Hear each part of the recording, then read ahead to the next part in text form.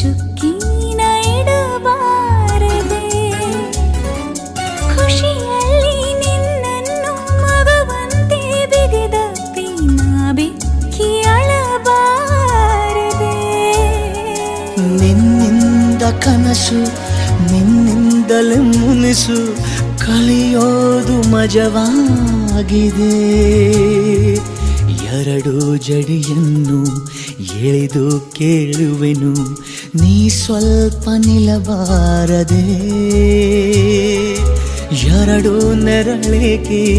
ನಾವಿಬ್ಬರು ಒಂದೇ ಬಳಿ ನೀನು ಬರಬಾರದೆ ನೀ ದೂರ ನಿಂತಾಗ ಬಾಯಂದು ನಾನಿನ್ನ ಕೂಗೋದೆ ಚಟವಲ್ಲವೇ